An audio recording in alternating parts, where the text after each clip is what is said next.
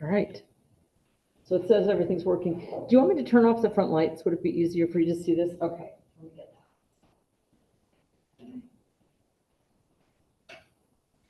that. All right, so I'll get that screen up again and we'll go from there. This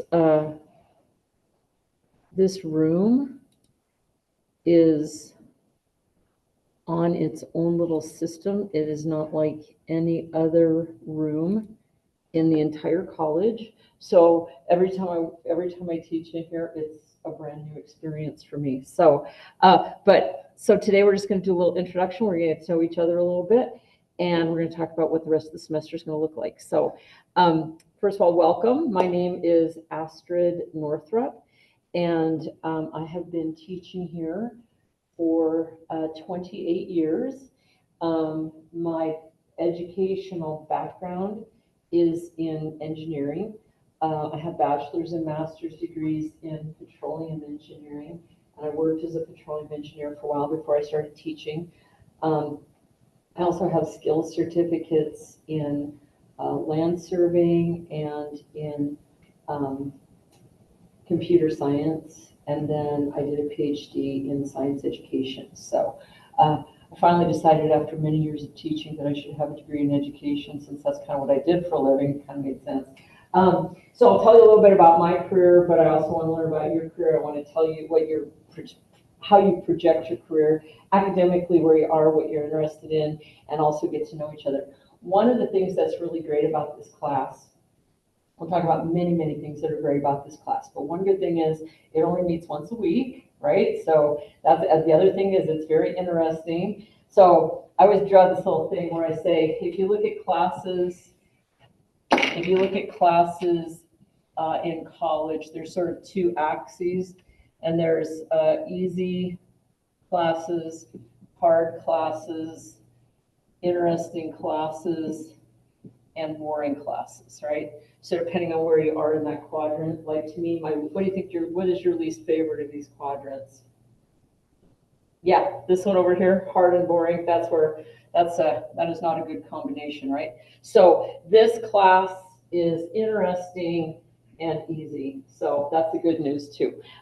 So we have a happy class because everybody's going to have a good time. You're going to learn a lot of stuff, and there's not a lot of responsibility to, like, really dig in and learn, just unlearn things. Sometimes there is, but in general, it's just good information that will help you make good decisions while you're in college, and then after you get out of college, when you start to direct your own career.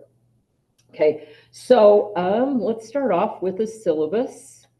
And this is just sort of the things that you can expect from me during the semester, and some of the things that I'll expect from you, so that you'll know what to end up with. Nobody should have any surprises. I know that on the first day of class, it's not like the first thing you're thinking about is what is my grade going to look like, but by the end of today, you'll know exactly how to get the grade you want. So if you want an A, you'll know exactly how to get an A. So that will be a good thing. And you can all get A's. There's no curve in this class. If everybody does A work, you all get an A. So it doesn't happen all the time, but it always makes me really happy, because it also makes my job easy, because if everybody gets an A, I don't really have to pick through very much detail. So let's go for that one. What do you say? So we'll always meet in here on Tuesday afternoon. If you are not able to be here, I will have a Zoom option for you. The class is not a hybrid or a flex class. So that means the expectation is that you'll be here all or most of the time. But that sometimes stuff happens, just let me know and we'll figure something else out. And like I said, I'll always have the lectures, or if we're not really going to be a lecture class, but I'll have the material from class recorded so that you'll be able to access it on our Moodle page, or if you're ill and you're at home, you can access it through Zoom as well. Okay, so basically, like it says here, my name is Astrid Northrup. My office is just 2 doors down, same side of the building, inside of the main office for STEM division.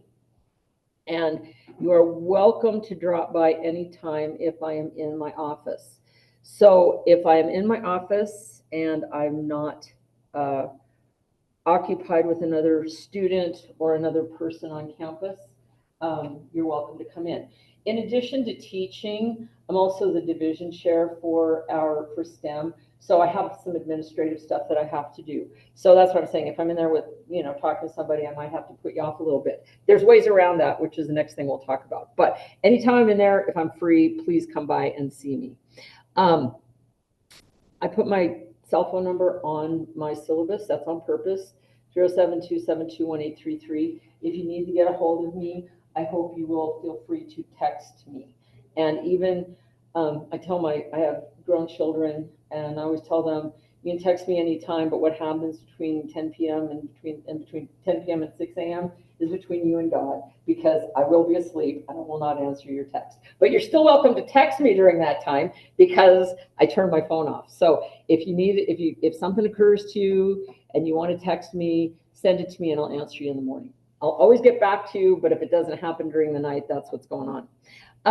So everything in this class will be available to you through our Moodle page, which is on your student portal. I also don't keep like office hours in the sense of Tuesday and Thursday from 3 to 5. What I do is I use this program, Calendly.com, and if you need to, and this is also on our Moodle page, but if you need to visit me, just go to that link, Calendly.com, Astrid-Northrup, and my page will come up. And if you have a need for a 30-minute meeting or more, we can do 2 back-to-back. But for example, if you need to meet me, just click on this and it will show you my availability. So like if you needed to meet with me on Friday of this week, you could set aside 9 o'clock, 9:30, 10 or 10:30. And the good news about doing it this way is I block out that time so nobody else has that time. So if you need to see me, just set a time, and then that's the time for you and me to work together. So that way you don't have to worry about coming to my office and having somebody in there. That's allocated for you. The other thing is, this Calendly automatically gives you a Zoom link, and we can meet on Zoom every single time if that works for you. But if you want to come by my office after you schedule the appointment, just send me an email and just say I'm going to come by your office, and that's fine too. Okay, just whatever works better for you. So what are we doing in this class? Well, the first thing is, there's a couple of things. As engineers, computer scientists, science majors, this course will help prepare you for expectations of what you'll go through in college and what you will do after you get out of college. Give you more ideas, hopefully broaden your horizons on that front. But what else it does in terms of the curriculum here at Northwest College, this course counts as a first-year experience. So it's the only 1 credit first-year experience. So anybody could take it, even if you're a psychology major. You can take a first-year seminar, but it's 3 credits. If you want to take this instead, it's just 1, and it fills the same thing in your Gen Ed spot. So if you are in this class and you decide at the end of the class that you don't want to be an engineer or a computer scientist or a scientist, you decide instead that you want to go into anthropology, you don't have to take another first-year experience, even though your major has changed. So the class does a lot of really good things for you. So yeah, so that's one of the things I like about it. So what are we going to talk about? Well, we're going to talk a little bit about the skills and professional development related to engineering. And that includes the engineering method, ethics, how to think and communicate visually, history of design and engineering, and provide activities to help students transition to a rigorous engineering curriculum. And it's recommended for all incoming freshmen engineering students and in related fields. One of the things that I do with this course is today we're going to introduce ourselves to each other, maybe get an idea of where you are and what you're interested in doing. And then I try to tailor the course as much as possible to your interests. So I have a couple of ideas right now, but it will kind of depend on what you're going on. One, for example, is I have a colleague who lives elsewhere. I think I was telling you about this, Lucas. I don't know, you're in a class when I was talking about it, but he was a submarine commander, and he will come in and talk to us a little bit about nuclear submarines. when I did that before, I had people show up who were not even in this class. I like advertised it, and there's apparently a lot of people, it's kind of like a subculture of people who really love submarines. And so we had a lot of people come in and listen to this man talk about submarines. I was in another class, and one of our students is very interested in optics, changing the subject. One of my sons is an optical engineer for Colt Firearms, he's a mechanical engineer. And so I would like to have him come in and talk if the student is able to hear, because I think that would be really good for him. Because optics engineering is a very specific aspect of engineering, and you can get into it a lot of different ways. But it was just weird when he said that, because I was like, man, there's another one of you guys that like wavelengths, so that's a good thing, right? We like to bend light and make it do all kinds of stuff. So, and then the other thing I really want to talk about, depending on your guys' interest, once again, my husband and I, we live out on Willwood, so we live in the country, but this year we put in a solar power installation at our house. And it has, I hear good and bad things about solar. So far ours has been fantastic, but we really did it. He's also an engineer. So we did it kind of because it was just really neat. You know, I mean, there's a lot of reasons to do it, but if I'm going to be honest, the reason is because it's just really cool to, we got an app on our phone, we can look at how much power we're making and where the power's going and blah, blah, blah. So I'd like to share some of that information with you as well. But if there are special interests that you have, we'll try to find somebody to talk to you about those particular interests. Also, the other part of this class is for you guys to get to know each other. Not necessarily as BFFs, but you guys are going to be colleagues together for a while, and maybe you'll be BFFs, that'd be all right. But if you have a collegial relationship with your classmates, it can make things a little bit easier. So, and you can help each other, you know, especially like when you're in my classes. If you're in engineering, for example, you're gonna have a lot of classes with me, and I really do not mind people working on their homework together. It's, I mean, other teachers, I'm not telling you to do anything differently than your other teachers are telling you, but if you work on your homework together, if you have a big homework assignment, and you can work together with somebody, you can really learn a lot from each other as well as from doing the homework itself. So if you choose to do that, you'll know some of the people who might be in your classes.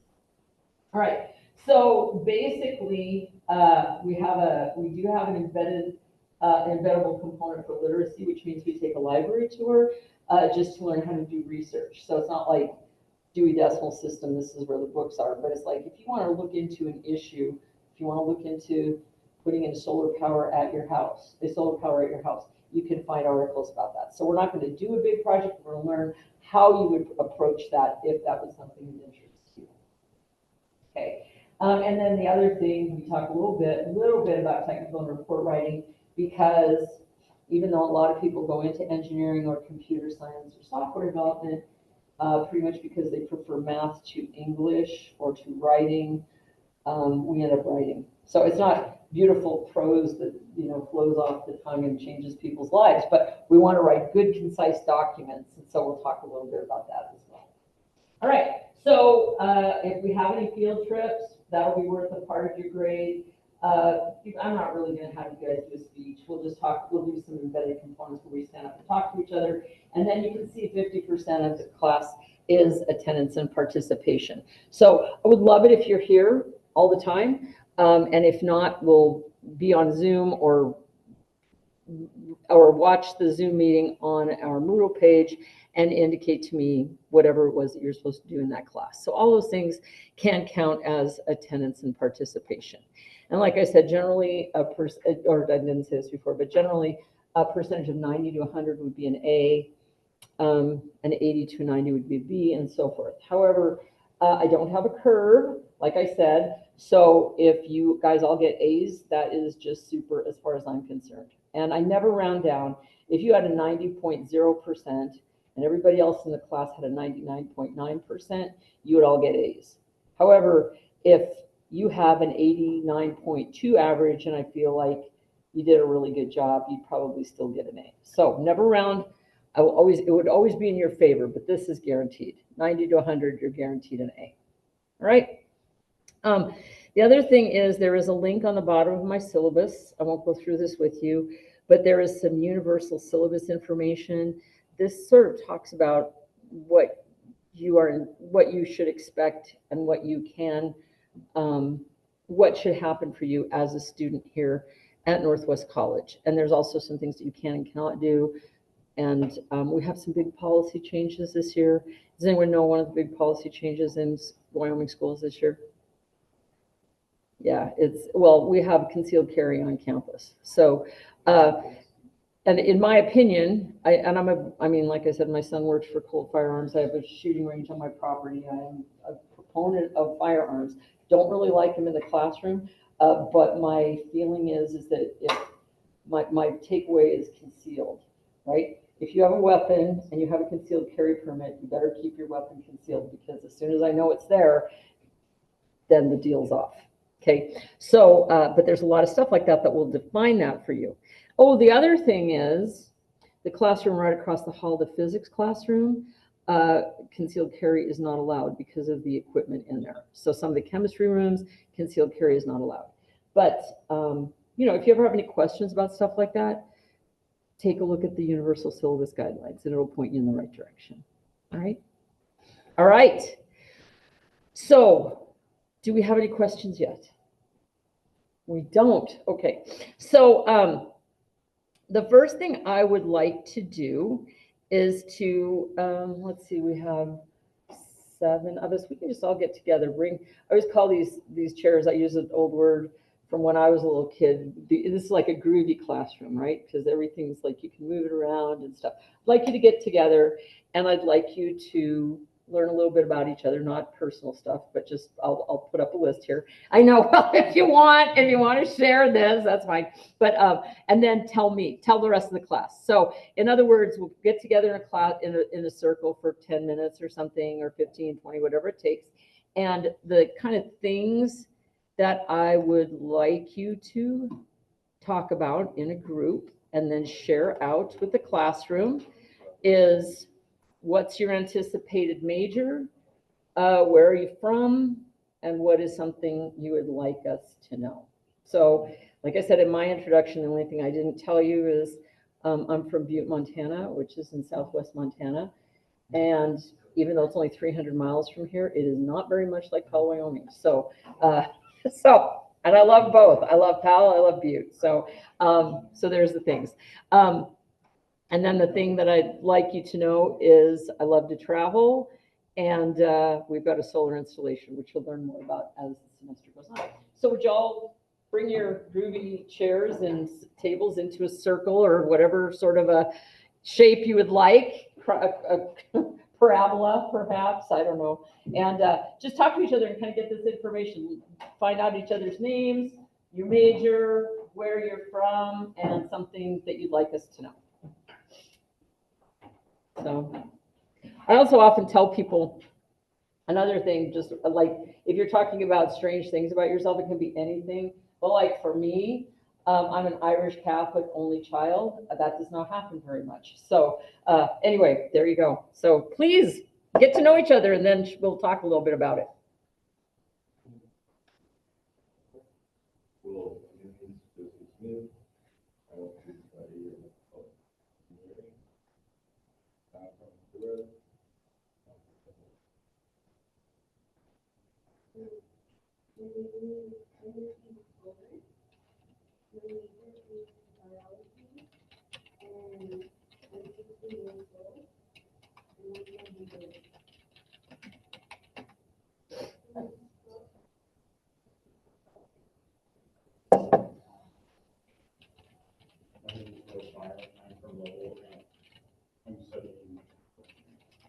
My name is Trinity Bigger. I'm from Philly, and my intended major is computer.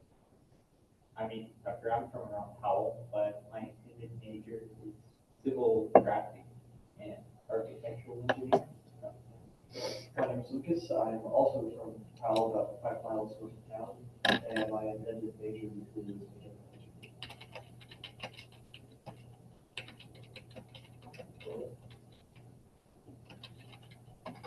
ECS or ERS.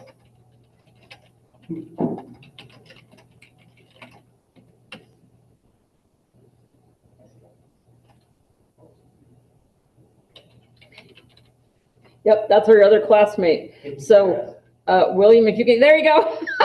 So I was just asking him if he would mind sharing out as well when we get to that point.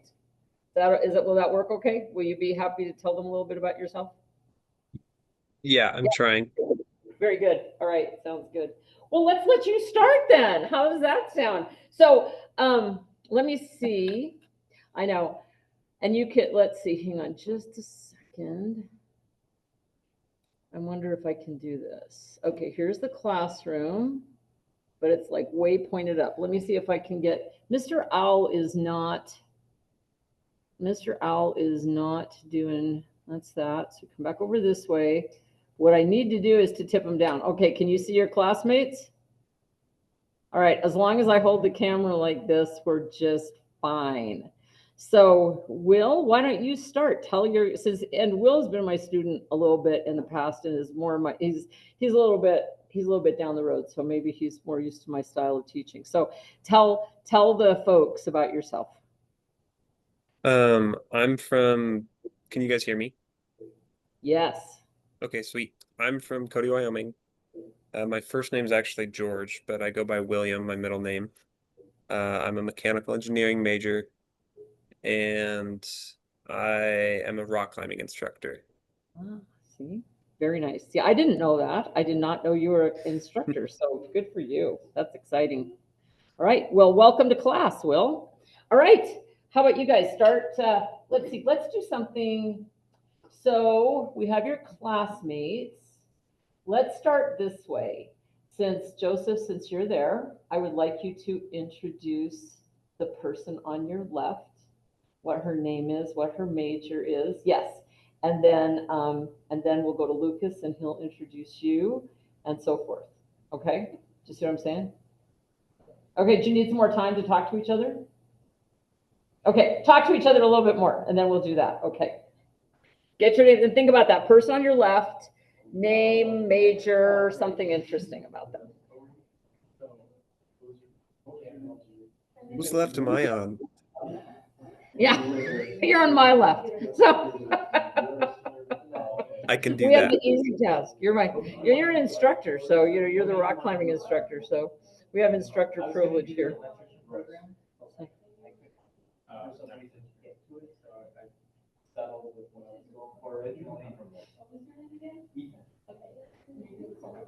Yeah, civil craft. And then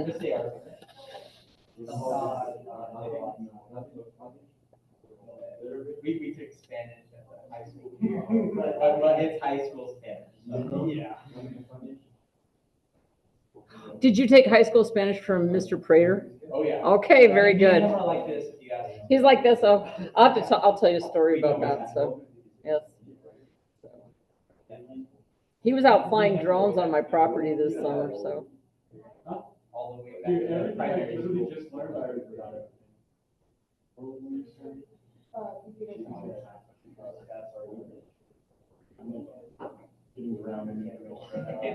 double checking, because he's doing mechanical too. What made you want to do this? Here, look at one more thing. Civil? Well, I already started civil, so I was like, I might as well finish. And then like, if I want to, I can go back to whatever. I think mechanical engineering is fun. There's a lot to it. I was scared of the broadness, but then I liked the broadness because I could just go. You can narrow it down to just like pick one subject and just be really good at that. I don't know, I like that aspect of like learning a bunch of things, and just being able to fix whatever. Like especially if I like move into a nice house, something great. I don't know how to fix it. Yeah, I went to, and there's a plan B, I think in Cody. And they just, there's a bunch of civil engineers. It's painful. I hate like the color coding and everything and like labeling. It sucks. But the fun aspect is just building whatever you do.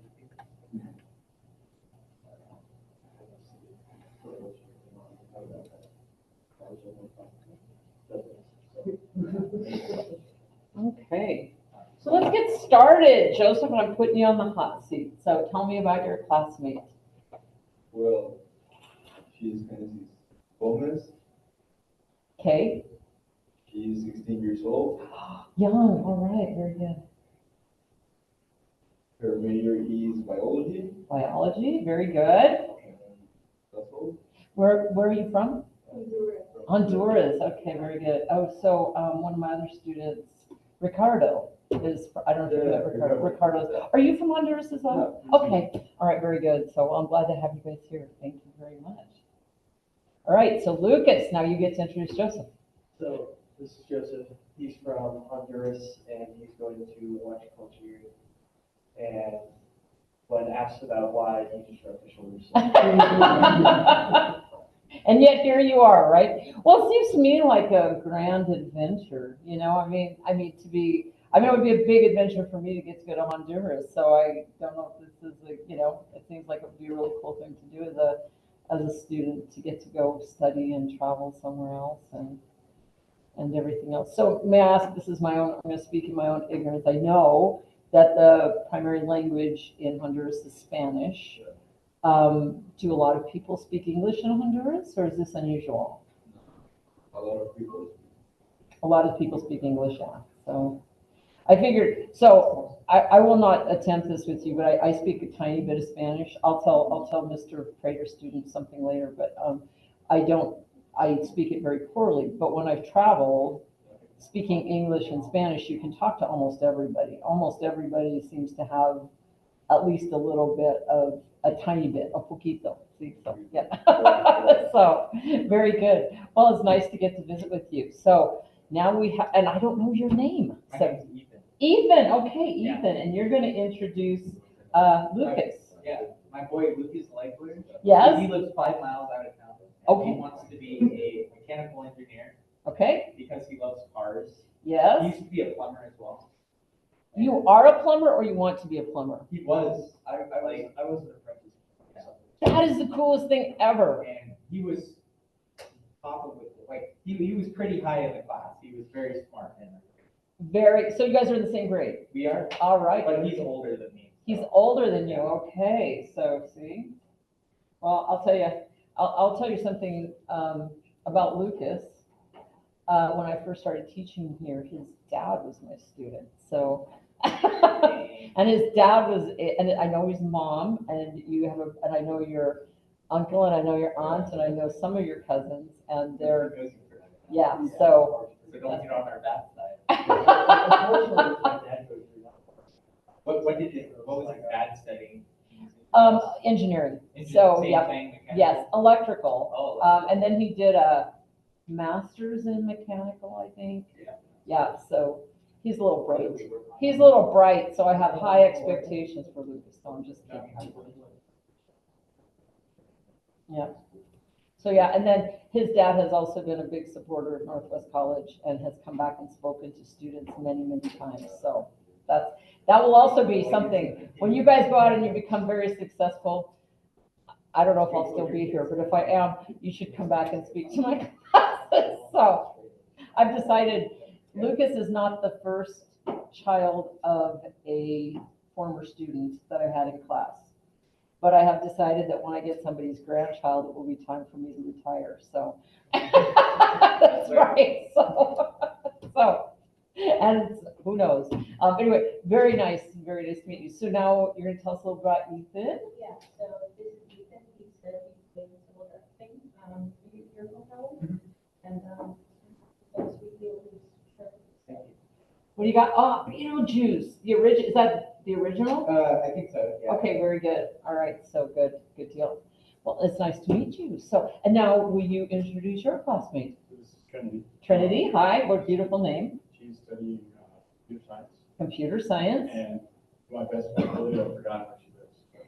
I'm from Cody. You're from Cody, okay. So that's what I thought it was. Excellent.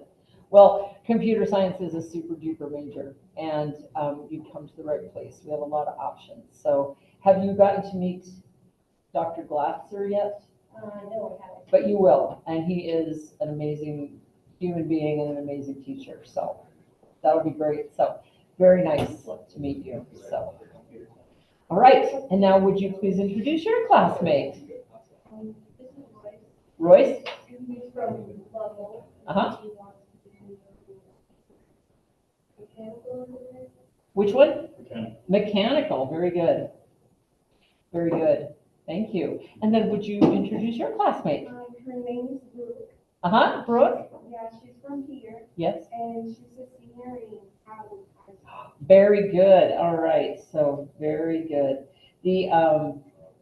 We've had many, many good students. That's really changed a lot over the years. It used to be not typical that we would have a lot of high school students, and now we do, and it's very, very nice. So I appreciate it. Glad to have you here, Brooke.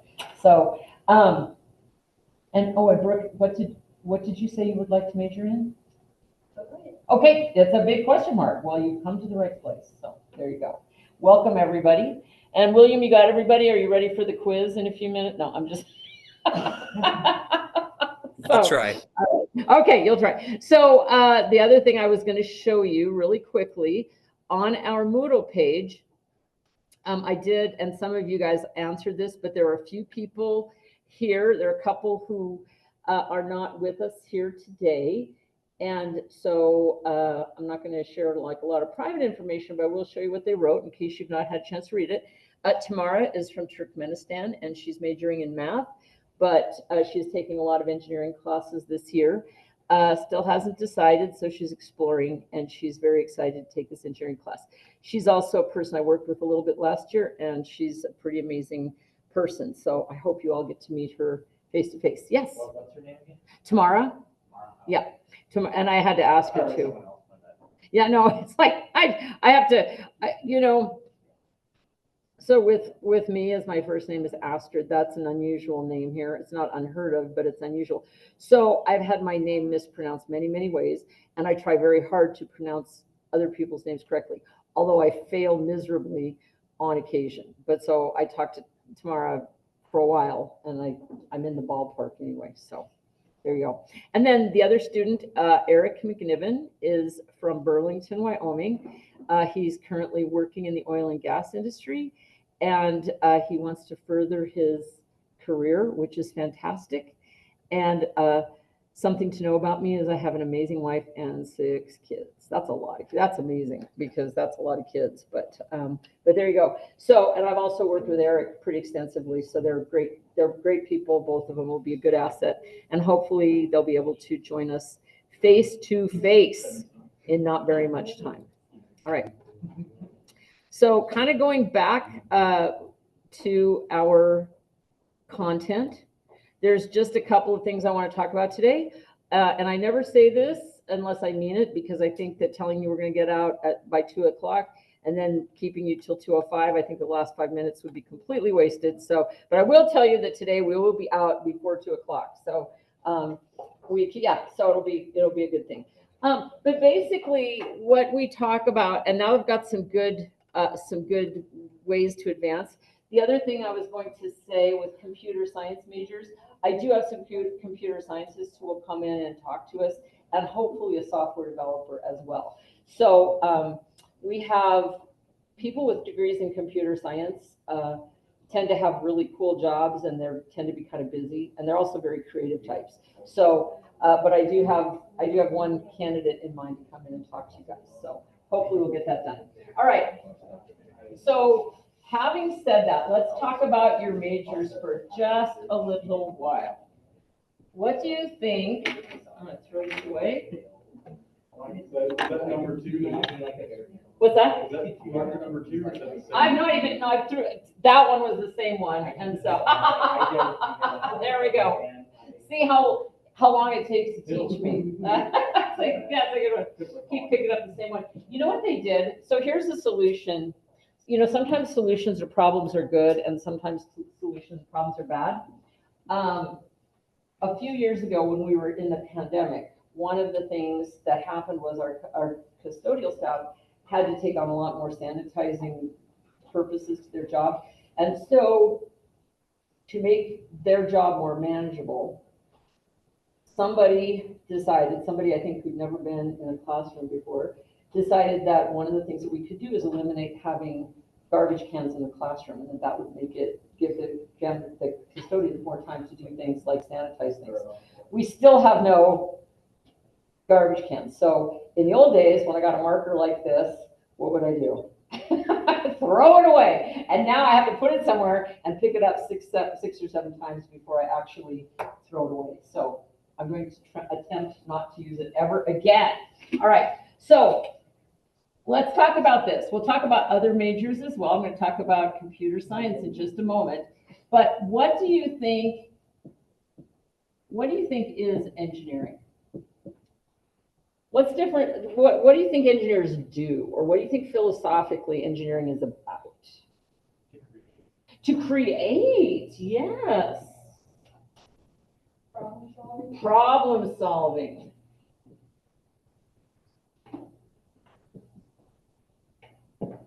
Anyone else? It's a really good start. So I love that creative thing because generally speaking, one of the things I have learned, I always knew that engineers were creative people, but I've learned that computer scientists are extraordinarily creative, and sometimes it's in the long run, it's fantastic. It's a little harder. Sometimes they have a creative personality. I have a daughter-in-law who's an artist. She's not a computer scientist, but she's extraordinarily creative. She's a lovely person, but she's all over the place. And so what I realized, a lot of computer science majors are like that as well. I understood another chip of the computer science personality. But creative and problem solving, engineering, when you say, if anybody else, like if you're a psychologist and somebody says, I have a problem, right? What does it mean if you're an engineer? That's awesome. That means, let's get some more features on it. Let's make it cheaper. Let's do it quicker. Let's, do something else. So problem solving is really what it's all about. The other thing about engineering, this is not necessarily on a personal level, but in terms of society, engineering is also a social contract. And what I mean by that is engineers are called upon to protect the health, safety, and welfare of other people. And we have to do that sometimes even when they don't love us to do it because they think they have different ideas. But the purpose of becoming an engineer, although you will have good job opportunities, you will have exciting work, and you will make really good money, none of that is the purpose. The purpose of engineering is to protect the health, safety, and welfare of the public. And that's what I mean by social contract. So an example of this, not for building a bridge. So if you're going to build a bridge, and I heard civil, right? Is it Royce? Are you going to be, you're Royce, you're Ethan. Okay, there you go. So Ethan, you're in civil and drafting. Is that what I heard? Okay. Yeah. So if you're going to build, so here's an interesting idea. If you're going to build roads and bridges, for the most part, roadways, public highways, have a 25-year life. Bridges, I'm sorry, this is 15. Bridges have somewhere between a 25 and a 50-year life. Think about why that might be. I mean, from a good perspective, not like they want my money again in 15 years, right? But why do you think that is? Wear and tear. Yes, absolutely. Environmental Yes, damage. yes, yes.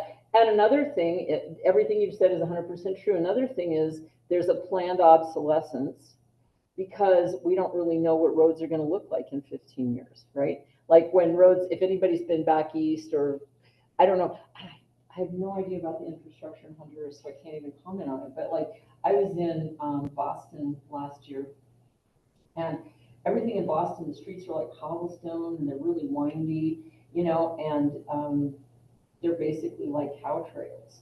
Well, once you put a road down, you're sort of stuck with it, right? So what happens out here in the West? Why are our roads bigger and wider?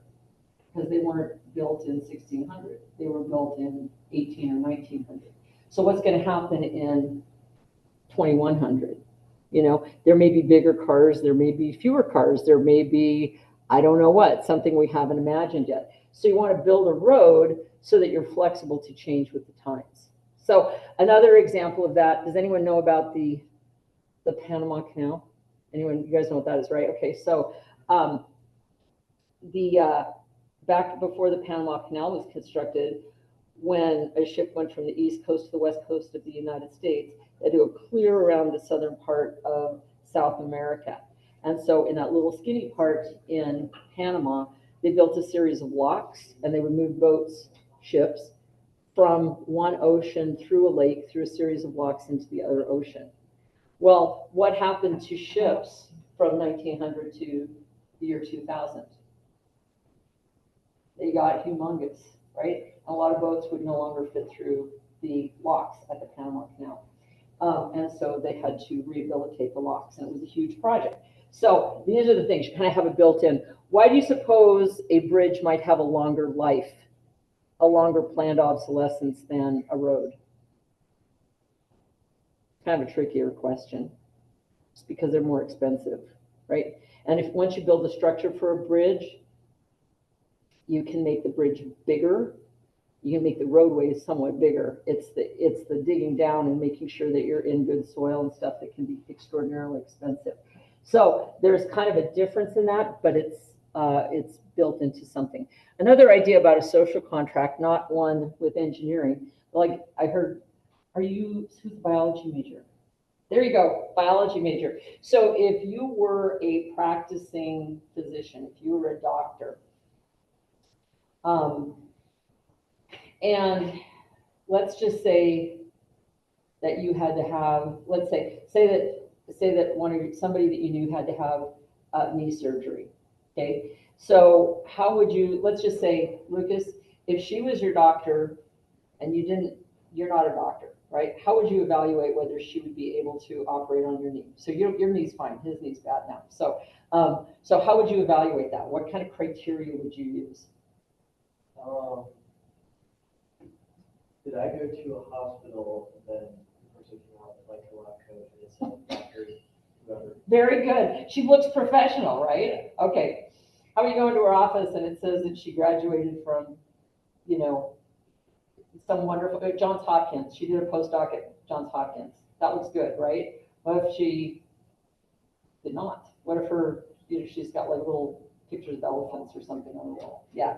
So you evaluate her on that. So she's going to do your knee surgery, but she says, or somebody in her office says, it's going to cost you $52,000 to have your knee surgery. Okay. So on the way out, I run into you and I say, well, I just bought a bunch of tools on eBay to do knee surgery, and I don't really have any qualifications, but I watched a bunch of YouTube videos. So I'll do your knee surgery if you just pay me back for my tools, which is $650. Which do you think is the better deal? I'll put on a lab coat. I'll look all like you couldn't tell the difference, but you know the difference, right? So what do you think? I think I'm going to amputate. Well, amputate and hope to grow your leg back. Yes, good point. So, what did he say? What did he say? Have them do the knee surgery and then like sue for like tissue damage or something. Well, yeah, but if I did it, you couldn't sue me because they're just going to say, "What were you thinking?" Right? I mean, so the point being that in order to be a surgeon, it's really a social contract, right? I mean, you can't. Lucas, when he needs knee surgery, cannot go back to medical school and determine who really is the best. You have to rely on cues. You have to rely on diplomas, maybe testimonials from other people, whether they present in a professional manner, whether they're affiliated with a reputable hospital. So you're not really looking at, because you don't have the ability to evaluate her ability to do surgery or my ability to do surgery, but you sure know, your spidey senses are going off the whole time, right? So you have a warm, fuzzy feeling, or you have a, oh, heck no, this is not going to happen kind of feeling. So that's what a social contract is. So as engineers, that's one of the things that we have to do. We trust the things that engineers do for us every single day. And so we have an obligation to make sure that what we're doing really is not to the overall detriment of the public. So that's a big responsibility, but it's also pretty cool responsibility because you get to do a lot of really cool things. People present things to you that they can't do, and then you get to try to do them. So that's always fun. Kind of the same thing, not exactly the same thing, but it's with computer science, it's selling a set of skills and expertise. If you think about everything that we do that does not involve a computer, what do you suppose? I mean, I'm not even talking about like working on a computer, but I mean, there's very little that we do that is just something between us and the environment, right? Like,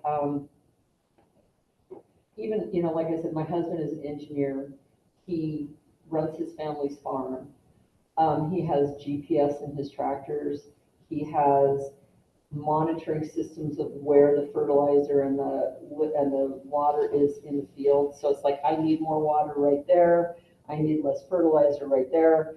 Set up my tractor with GPS and it gets on and guides me down this particular row so that I'm not making crazy moves. So even like something like farming, which you think of like living off the fat of the land, is all tied in with computers. I was thinking, I'm really trying to think about anything that doesn't involve computers. You go to the grocery store, you scan your Breathing.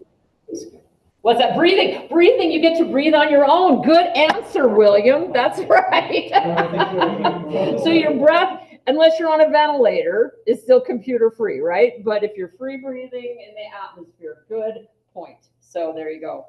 I was thinking about, I don't even know, maybe I could shoot holes in this, but last night we have a little tomato patch and I went out and I picked some tomatoes and sliced them up so I could put some, this great little basil, little mozzarella cheese, little balsamic reduction on, and we had that last night. Maybe picking the tomatoes didn't really have anything to do with the computer. I don't know, but that's all I mean, getting the tomatoes in the ground did because we had to buy the seeds.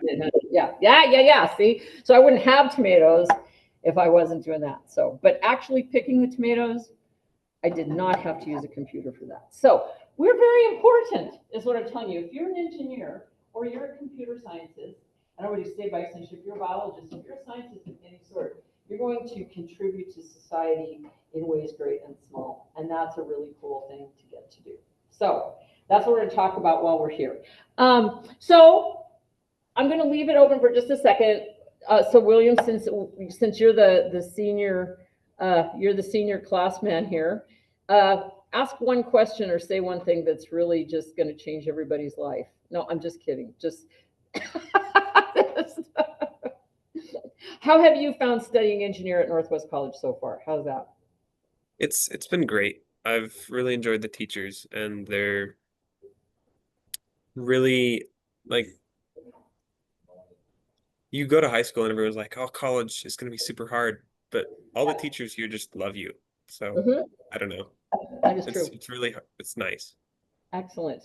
Excellent. Thank you. Thanks for the shout out too. Yes. I have a question for him, actually. Oh, hey, so Ethan has a question for you, Will. Oh, sure.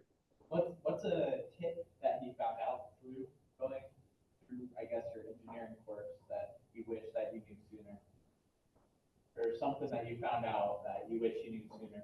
It's a great question. I didn't hear it completely. Okay, Something he I wish asked- I knew sooner. He said, what is something, a tip for going through engineering school or something that you wish you had learned sooner to help you be successful as an engineering student? Or as a student in general? Or as a student in general?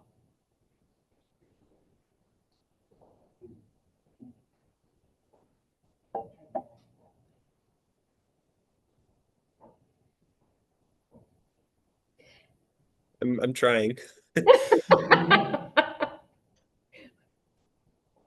put him on the spot. He doesn't That's have to okay. answer. If you don't have an answer, you get, I'll tell you what, if you think of something, first of all, you can just interrupt me. I'll just finish up. Yeah. And if you don't, if you think of something later, send me an email and I'll send it to the class. How's that sound? Perfect. All Sounds right, good. sounds good.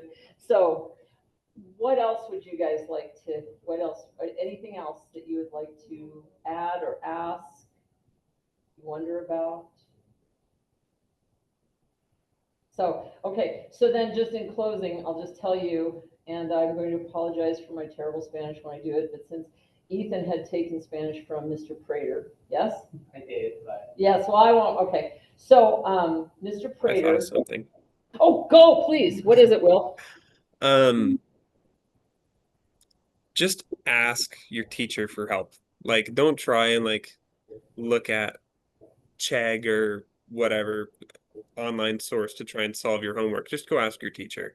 They'll love to help, and it'll be so much easier and simpler and quicker, and you'll actually understand instead of trying to learn from a website. Yeah. Very good. Excellent. And that's piggybacking on what Will said. I tell students that becoming a successful college student really is this easy. And after teaching here for 28 years, I've never found anything easier. The first thing is go to class all the time. The second thing is turn in your homework on time or almost on time every single time. The third thing is take your tests on time.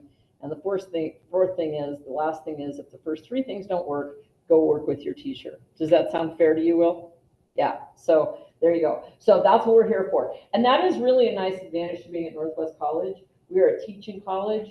Most of us here in the science division do research. I have a few little grants, which I'll talk about later because I'm not going to keep you here past two, which is a time commitment I am willing to keep. But most of us have grants, but our main job is to teach.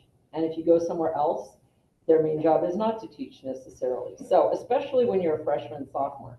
When you're a junior and you start getting into your major and you have an area of interest, you will become interesting to your teachers at the university. So if you come here first and then go there second, you'll get the best of both worlds. Everybody will be interested in you your whole time. Okay, so now I'll tell you the story about Mr. Prater. First of all, I ran into Mr. Prater this summer because he was working with another guy and they were flying drones out on our farm. They were doing that precision chemical application that I was just talking to you about. So I went out and I had to admire their humongous drone and we talked about it a little bit. Do you know what I'm talking about? I do know.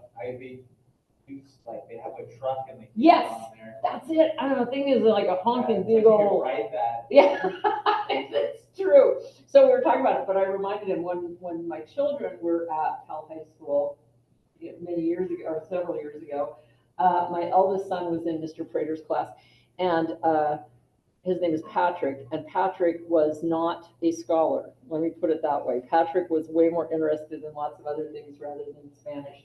And so my husband had a friend named Dennis, who was an LDS, he'd been an LDS missionary in El Centro in Mexico. So he spoke Spanish and he knew Mr. Prater. So he said to Patrick, Dennis said to Patrick, whenever Mr. Prater asks you something that you don't know, say to him, no sé, soy bien guapo.